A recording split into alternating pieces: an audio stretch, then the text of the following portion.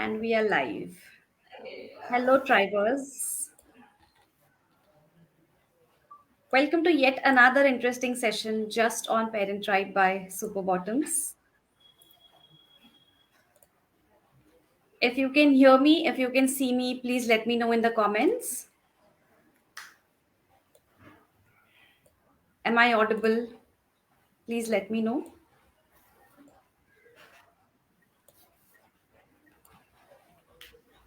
All right. So let me just check if our live session is visible in the community. Once we confirm that, let's begin with today's session. Sure, sure. In the meanwhile, if you're already watching us, please hit that like button and let us know which city you're joining us from. Drop in a quick hi and tell us which city you're joining us from. I'm Shweta Podar, your host for the day, and today's session is all about screen time for your children. And for this session, we have an expert with us from the team of Motherhood Hospitals. We have with us Dr. Alok Kumar, MK. Dr. Alok is a consultant neonatologist and a pediatrician at Motherhood Hospital, Banashankari. He has over 8 years of experience in the field of pediatrics and neonatology. He is passionate about pediatric training and has many research publications in national and international journals. He believes in evidence-based practice and holistic care. Welcome to the session, doctor. Your Thank opening you. thoughts for the day? Yeah, hi. Good evening. Good evening, and thanks for this opportunity. To begin with, actually, this screen time is especially is very concerning. It's not just for the kids. It's not among the parents. It's for everyone, even as adults, even as grown-ups. Even we are so much addicted to screen time. See, screen time refers to anytime, anything like visual screen time, where we spend time on watching laptop, TV, mobile, or even tabs. And in this years, this age, tabs especially. So post COVID era, this has increased a lot. So the social interaction has reduced, and we started doing binge watching this OTT platforms, lot of OTT platforms, and even the data is so cheap in India.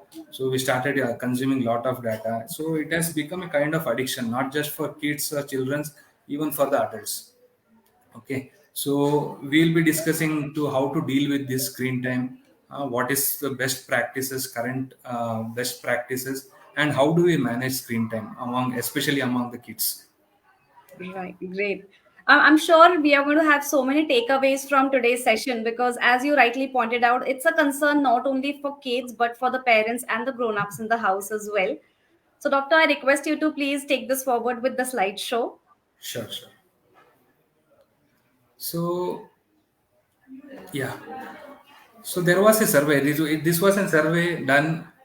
In this, we can see out of almost around by the age of 11, almost more than 50%. That is 53% of kids will be having a cell phone, and by age 11 to 14 years, they spend lot of time while in the screen in front of screens. That is about 9 hours a day. That is huge actually. And coming to tweens and teens, they spend majority of their daily activities life in front of TV or mobile. So they'll be consuming lot of time. So when we inquire the parents, so when they in this survey when they inquire the parents, so they gave the response that almost 50% of the parents gave a response that their children requested them to throw away their phone, so they're not spending time with the kids. And almost around 62% admitted they are addicted to phones, and 69%, and almost 62% they spend lot of time while they are with their kids. Okay, and when they compare, they are spending as much as quality time in front of mobile as they do with their kids. So that is the own time with the kids, almost 2.5 hours they will be spending with their kids, the same amount of time they are spending with in front of the mobile or TV. So this is very concerning. And when they inquired why they are using so much of why these kids are prone for screen time, screen addiction, so their response was almost around 60%. They responded that to make their children occupied, so make them engaged in something, so they will make them sit in front of TV or mobile, and they use it as a reward. So whenever, if at all baby does something good, and they will give this as a reward to watch TV or cartoon or anything. And they almost, when the children are upset, they give this mobile or screen time as a reward. Okay, why there is a growing concern? So it has significantly increased, especially post COVID era. This screen time has significantly increased, affecting all ages. Okay. And children's, teenagers, and adults are spending most of their quality time in front of screen ever before. See, when we remember our childhood days, majority of time when we had holidays, so we would be on the roads. Okay, we'll be playing with kids or our friends. Okay, majority of the time we'll be spending outside only, not at home. Probably we would skip our meal or lunch and we'll be playing outside, but not the same in the present situation. And this rising screen time is associated with a lot of health concerns. There is sleep disturbances, there is social isolation, lack of interaction, social interaction, and there is reduced physical activity. All this affects our health. Okay, so let me ask the parents, so what they know about. I believe most of them are parents, are to be parents soon. Okay, so let me ask this question: how much screen time can be allowed in children's under 2 years? So they can answer. They can unmute and answer, or they can respond in the comment. Yeah. Yes, please let us know in the comments what is your guess. How much screen time can children under 2 years be allowed? So let us know what your guesses are. 20 minutes, 40 minutes, 60 minutes, or none at all. Doctor, can you see the comments on the No, no, right no. hand side? I'm not able to see. Okay. Sorry. You 20 can read out minutes. if you are able to see. I am not able to access that. Yes. So none, 20 minutes. No screen time below 2 years is the most popular answer that we are getting. Great. Majority got it right. Hopefully, hopefully they are following. Yes. Yeah, so it's the right answer. So none. That is no screen time for children under 2 years of age. So why do we need to limit? See, majority can tell. So it's good for kids. We can engage them watching cartoons or reading this thing, or educational series or toys they can watch, all those. So why do we need to limit this screen time? Is it gets in the way of exploring, mainly exploring, playing, and social interaction. There will be lack of social interaction, especially children's, that is between 0 to 3 years, where their brain, majority of their brain growth, like 90 to 95% of brain growth happens during the first 3 years. So this is the time where they need lot of stimulation, means external stimulation. So be it social interaction, be it exploring nature or animals, seeing animals, interacting with the peoples.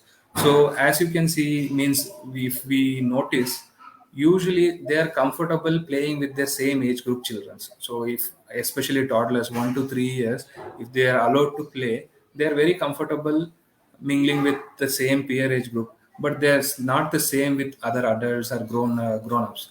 Okay, so that social interaction and mainly the peer group interaction is very important. This is very important for their brain development. Okay, and when they get older, as kids get older, screen time gets involved in the way of like daily activities, that is mainly reading, doing homework, or playing with friends, and spending time with their family. And majority of the kids spend more time watching TV, and these kids are likely to be overweight. So this childhood obesity is a growing concern, especially in the teenage adolescents. We are seeing lot of children's who are coming with obesity. See, if at all early onset obesity, they are prone for developing hypertension, diabetes at the earliest stage. Okay, we are seeing strokes and even heart attacks in early age. Means before we used to see around 40, 50 years, now it has shifted to 30 years also. Majority we have seen. And Screen time, watching screen for a long time has an effect on their eyes also. So they will have eye strain, they can get headache, they can have refractive errors, mainly nearsightedness. Okay. And coming to impact of screen time on mental health, so it can lead to mental health challenges. See, whatever the consumption happens in the social media or TV or whatever media they are access to, so it can influence their mental health. So there will be a lot of challenges like anxiety, depression, or stress. And there is a concern of autism that is in the growing children. So those, see, one of the most common cause is lack of interaction among the peer age group, that is for autism. Okay. So those who are addicted to TV or screen time, there will be language delay, there will be autism spectrum disorders or behavioral problems. And constant exposure to social media can contribute to feelings of inadequacy, and they can start comparing with other kids or other people at the earliest stage, and they're prone for online bullying and cyber harassment. And coming to impact on physical health, see, those who are addicted to screen time, they'll be sitting most of their day in front of the screen only. They are not going to explore, they are not going to do outdoor activities. So they are prone for obesity, and they can get physical health problems as mentioned, like eye strain, headache, or there may be neck pain. And there will be sedentary lifestyle leading to obesity. And the lights which are emitted from the screen, especially the blue light, it can disrupt the sleep pattern, and it can negatively impact overall health. And coming to effect on children and adolescents, so they are particularly susceptible to effects of excessive screen time, and it can interfere with cognitive development, that is mainly the intelligence, and social skills, and it can affect their academic performance also. So encouraging healthy screen habits from an early age is very crucial for their overall well-being. So what are the rules we should follow to limit this screen time? We have to set limits. So how much specific time, screen time, what's the specific time they can watch, they can access. Okay, especially it should be used for recreational activities, not anything else. Okay. And there should be screen free zones, especially at home. So we have to designate certain areas where there should be family interaction. So we have to and remove the screens, especially areas like bedrooms, dining tables. They should be designated as screen free zones, and we should stick to it. So, and as parents, we should demonstrate, we should lead by example. We should not be using screens, especially in the designated areas. We should be role models for our children. And whenever children are allowed to use screens, so parents can use apps or the tools to monitor what the children are watching. So this is the guidelines provided by AAP, that is American Academy of Pediatrics, and even WHO recommends the same. Below 18 months, especially, there is no screen time. Okay, so only thing is allowed is video chatting. So if at all parent is not there, or any grandparents are not in the vicinity, so they can use it for video chatting. Between 18 months to 2 years, so it should be limited, especially less than 1 year, mainly for high quality programs, educational contents. And between 2 to 5 years, we should limit for 1 hour a day, and we have to choose high quality programs, mainly the educational contents. And parents must make sure they watch what their kids are watching. They should watch with them.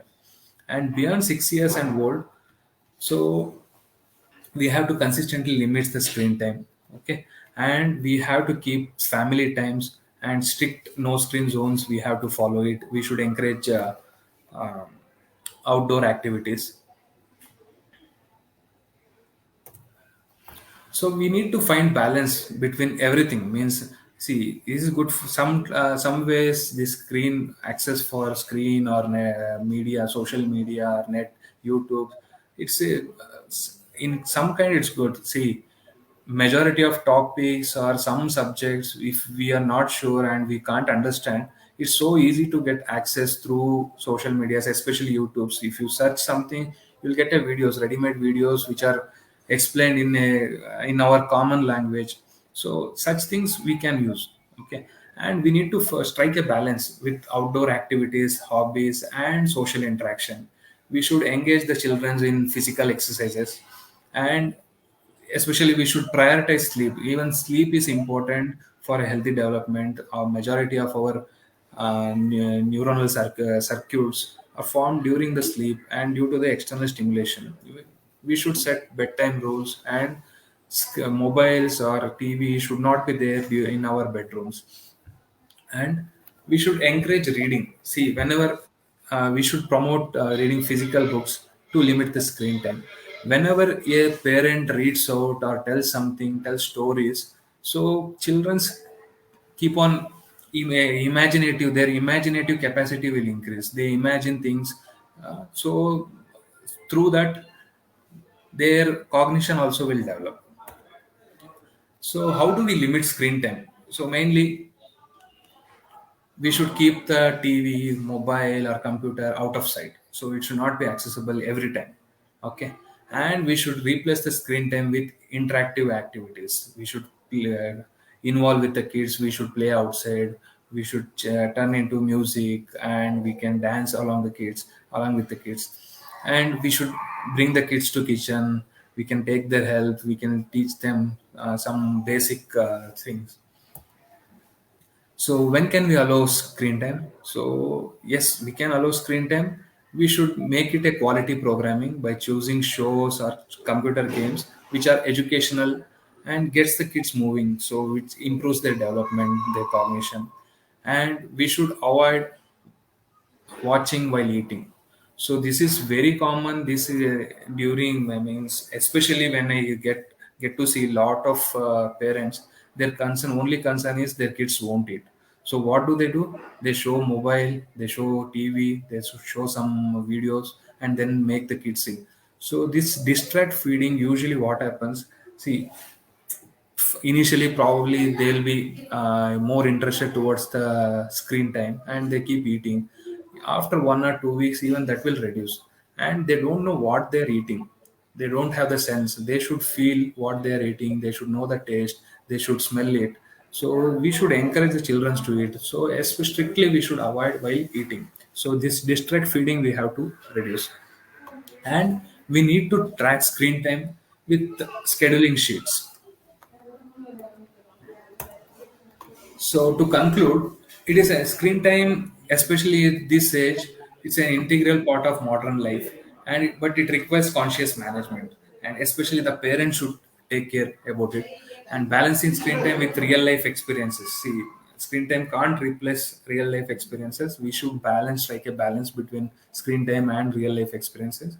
It is very essential for mental and physical well-being, and by adopting mindful technology usage and sorry and setting healthy boundaries, we can improve our overall quality of life. Thank you. Well, thank you so much, Doctor. This has been an extremely comprehensive presentation, I must say, because we Thank you. covered almost all the important aspects of a screen time. One question I wanted to add on to it is nowadays we see in a lot of schools a chalk and a blackboard has been replaced by a huge screen, Yeah. interactive education and all of that has taken over the traditional chalk and board method. So does that also add to the screen time, or are those boards designed separately as compared to the screens that we watch at home? See, like if you take this Corona era, especially, this was very useful. This interactive sessions, interactive learning was very useful. But you have to make sure the parent is around. I have seen kids, my nephews usually means just 3 or 4 years old, and one the child was 7 year old. Okay, so whenever parent was around, they'll be sitting in front of this mobile or laptop they're using. When they're not around, they'll be jumping around. They won't be seeing. They won't be interacting. So make sure the parent is around, and even the parent can join. Means whatever interactive sessions are happening, even parents can be there around, and even they can help teach the kids.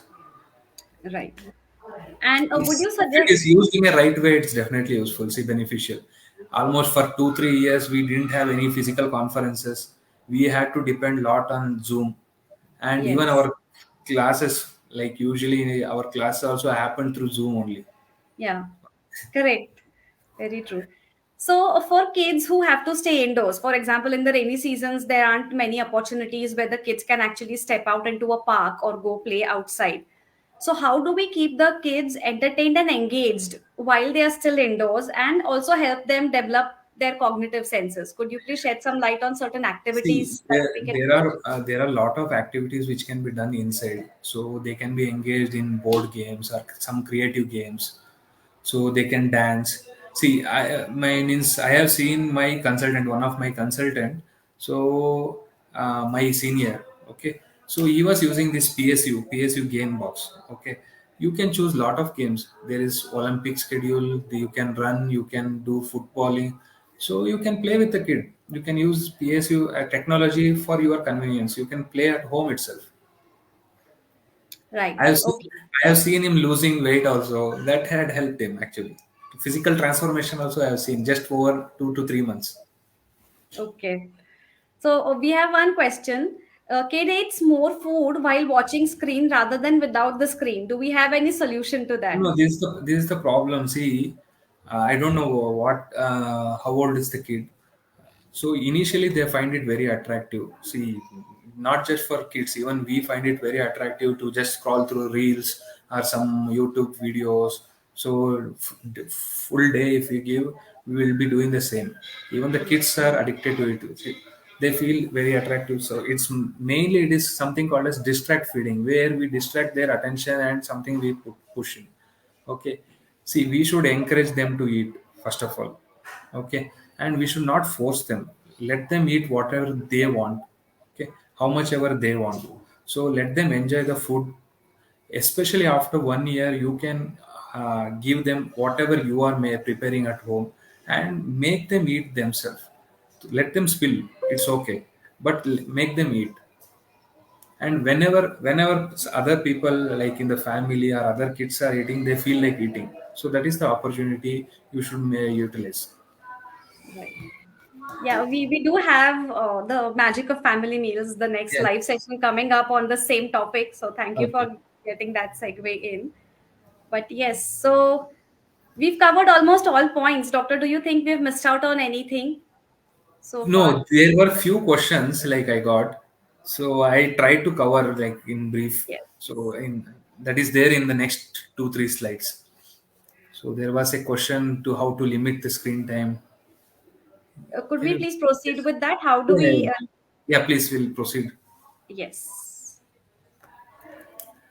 This was like one question where they asked how to limit the screen time, strategies for setting screen time limits. So first and foremost, we have to set clear rules. How much is allowed? How much is healthy screen time? Okay, what is the schedule? We have to schedule a screen time, and as parents, we have to lead by example. See, they majority of kids, they follow their parents. Whatever they do, they try to follow their parents. And when kids are allowed to utilize this screen time, we should use parental control tools. There are many control tools in TV itself, and in many apps like Amazon also there is parental control. Many OTT apps also there are parental controls. We have to restrict what the child can access to, and we have to set timer, and we should follow strict bedtime rules, and we should stick to no screen free zones. So we have to set up screen free zones where as in, we have to encourage family interaction. And first and foremost, we have to involve these kids. We have to involve the kids during when we are setting rules. So we can discuss with them, we can encourage communication with them, we can discuss what are the benefits or harmful effects of screen time, how do they utilize. Okay, and we should encourage outdoor activities, and we can encourage reading. Even we can involve, as parents we can involve with the kids, and we should encourage creative play. Screen time can be used as a reward. Okay, so when they do something good, or when they finish all their scheduled activities or homework, So once they are done, you can use it as a reward. You can allow my extra 20 minutes, 20 minutes or 30 minutes. Okay. And we have to be flexible. See, if something interesting is coming on, if it happens once in a month or half, like Independence Day celebration parade is happening, so you have to be flexible in such occasions. And sorry, and we have to encourage family activities, so we can involve in playing with the kids. And whenever a child does good things, whenever they are sticking to this whatever rules laid, so we have to reinforce this positive, we have to praise them, we have to reinforce with this positive behavior. So this was one schedule, means once they they have done with all these scheduled activities, then they can go ahead with watching their screen time, like whatever they want to watch. Probably you can limit 20 minutes or 30 minutes. So once they have finished all their scheduled activities for the day, once they are done, so then you can allow.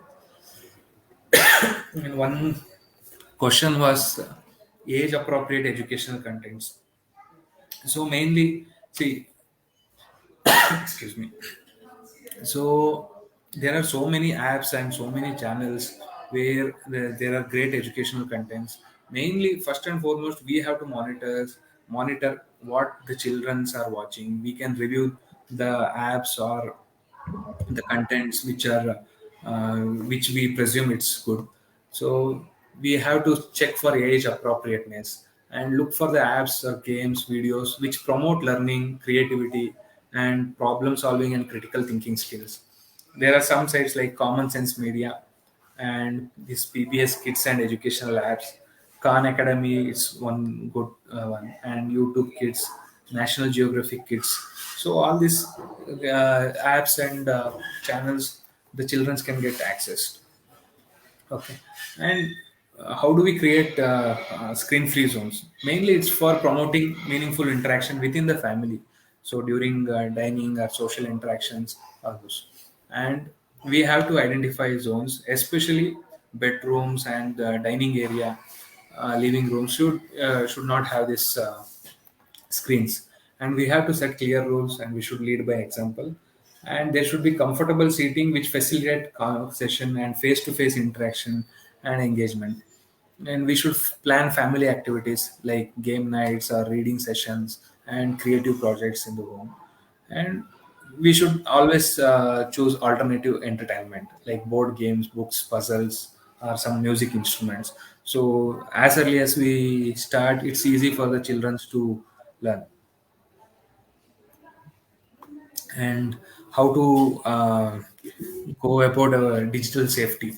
So this should be started early as possible. We should encourage them to question what they hear or see. So we should allow them to question, and um, this will improve their cognition, cognitive skills, thinking skills. And we should teach source evaluation, whether whatever the means, if something comes in the media, whether to be believed or not, how to evaluate whether it's right or not. Fact check we can do. So we can teach the children once their understanding capacity improves, means around 5 6 years age, we can teach them source evaluation. And we should discuss about online safety.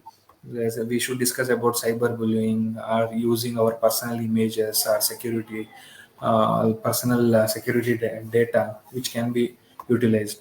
And if some advertisements, see, if any advertisements comes on TV or any channels, so we should discuss about the advertisement, means why they are promoting this, whether what are the drawbacks or what are the goods about this advertisement or this brand or any product.